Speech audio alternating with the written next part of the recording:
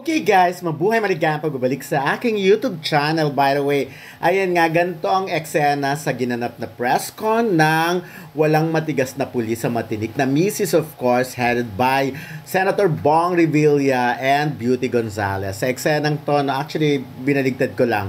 Sila syempre ang last part ng red carpet. But in this, ito pinakita nga, of course, si Beauty ay isa ng pulis, naka-costume na siyang pulis. Kasi yan ang sa season 2, di ba? Sa season 1 kasi si Senator Bong Revilla or si Tolome ang pulis. Tapos parang nawalan siya hindi na siya naging pulis. Ngayon si Beauty naman ang naging pulis. Kinuwento ko na rin talaga yung teaser. But anyways, gano'n naman talaga. And of course, ayan si Senator Bong. Siya syempre ang last part na tatawagan. Very accommodating as always. Si Senator Bong, pagdating talaga sa mga taga-showbiz, masayang masaya siya lagi.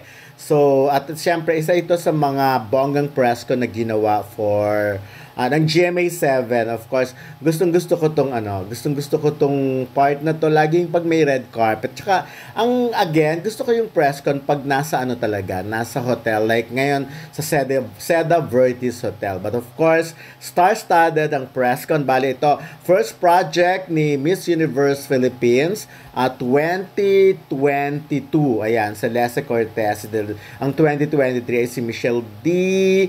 Ang 2021 ay si Beatrice, di ba? And 2020 si Revilla Mateo. So, ayan. So, alam niyo talagang artistahin tong si Celeste. Napakaganda. Pwedeng maging leading lady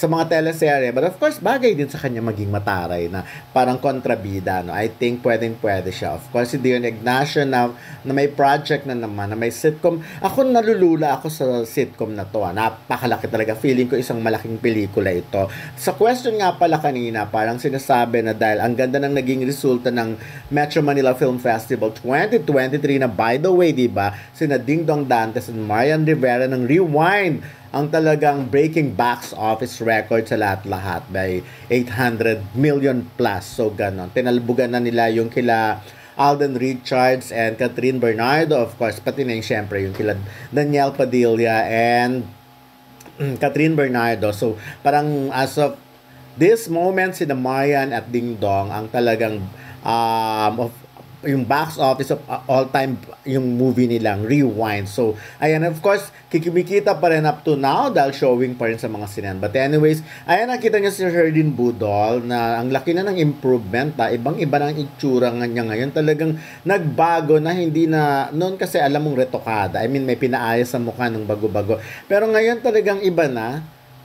Ang ganda, bagay na bagay sa kanya yung buhok niya, yung hair niya, of course. But of course,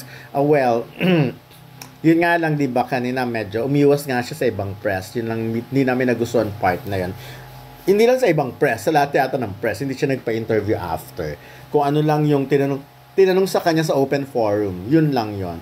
But anyways, ayan si Kelvin Miranda, of course, part pa rin. Ako natutuwa kay Kelvin at kay Beauty Gonzales every time magkikita sila. Kasi remember, sila naman talaga ang unang partner, di ba? Ngayon, hindi na silang partner, of course, kapatid na lang ang dating. Ito, ayan, si Angel Layton na nang dahil sa kanya, Diyos ko, na ano ako ng TikTok kasi pinost ko ang interview sa kanya na ang laki-laki ng cleavage niya. So, ayan. So, medyo dinilit ng TikTok yung interview niya. So, hinayaan ko na.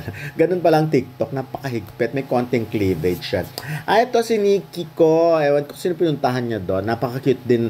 Actually, ang cute ng bata in person. Medyo hindi lang siya matangkad. Pero, sayang na pwede sila mga magkakapatid nila David Lecauco, yung mga ganyan. So, anyways, ayun nga. Pero, more on dating niya, Pinoy pa rin. Unlike si David. Kasi si David matangkad at saka parang mistiso na chinito ang talaga ang dating. So, ayun nga. Sana ako wish ko rin mabigyan pa siya ng mas maraming project. Ito si Nikki ko, of course.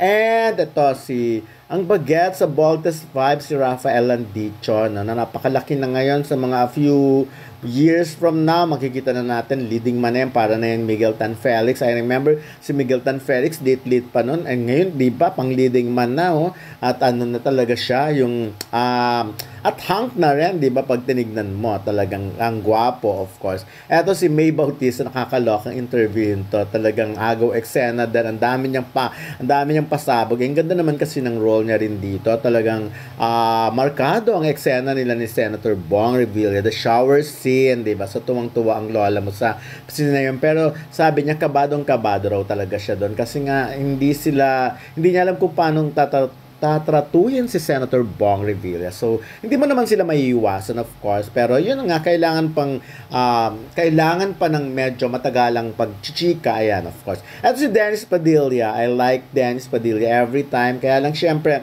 hindi na namin siya kinukulit about sa mga issues sa kanya, sa mga anak niya. Hayaan na lang natin. So, kung ano man ang mga i-post niya sa Instagram. So, ang importante naman pag ganito, very accommodating. Of course, walang kundangan si Nino Mulak na magpasabog. Feeling action star.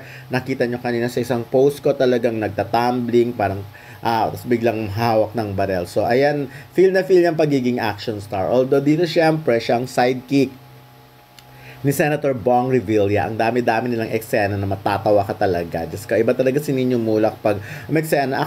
Ako bilib ako kay Nino Mulak. Sinabi ko nga sa kanya magpa-party siya because 50 years na siya in the business. 'Di ba? Hindi lahat ng artista umaabot sa ganun. Tapos si Lizelle Lopez na ang dami ring project. Kakakita lang natin sa kanya sa isang project, isang press con.